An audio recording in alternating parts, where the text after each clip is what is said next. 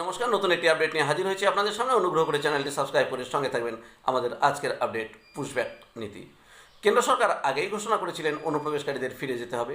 এবার বঙ্গের নতুন সরকার অনুপ্রবেশকারীদের ডিটেক্ট, ডিলিট, ডিপোর্ট অর্থাৎ ওপারে পাঠিয়ে দেওয়ার কাজ শুরু করে দিলেন। জেলায় জেলায় হোল্ডিং সেন্টার তৈরির নির্দেশিকা জারি হয়েছে রাজ্য সরকারের পক্ষ থেকে। এখানে বলা হয়েছে 2024 সালের পর যারা অবৈধভাবে কাঁটাতার পেরিয়ে এদেশে ঢুকেছেন তাদের চিহ্নিত করে এই হোল্ডিং সেন্টারে রাখা হবে। এছাড়া একই অভিযোগে এতদিন যারা কারাবন্দী ছিলেন তাদেরও এভাবেই হোল্ডিং সেন্টারে রাখার পর পুশব্যাক করা হবে। পশ্চিমবঙ্গে অনুপ্রবেশ নিয়ে বারবার সরব হয়েছিল কেন্দ্র, কিন্তু তৎকালীন তৃণমূল সরকার তাতে কর্ণপাত করেনি।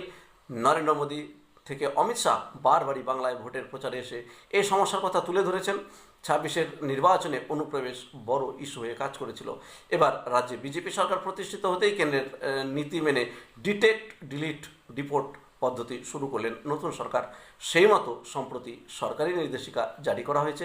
এতে স্পষ্ট বলা হয়েছে প্রত্যেক জেলায় হোল্ডিং সেন্টার তৈরির কাজ শুরু করতে হবে।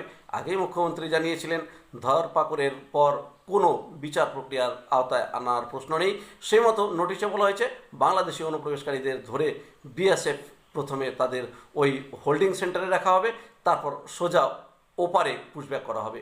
2025 সালে কেন্দ্রের তরফে রাজ্যগুলিকে নোটিশ দিয়ে ডিটেনশন সেন্টার তৈরির নির্দেশ দেওয়া হয়েছিল। সেই নোটিশ দেখে তৎকালীন মুখ্যমন্ত্রী মমতা বন্দ্যোপাধ্যায় বলেছিলেন বাংলায় কোনো ডিটেনশন ক্যাম্প হবে না, এখান থেকে কাউকে তাড়ানো হবে না, সবাই নাগরিক। বিজেপি বিরোধিতার কারণেই কোনো সেন্টার তৈরি হয়নি। এবার নতুন সরকার একেবারেই ফ্রন্ট ফুটে যে এই অনুপ্রবেশকারীদের তাদের নিজেদের দেশে ফেরত পাঠাতে হবে। ধন্যবাদ, সকলে ভালো থাকবেন।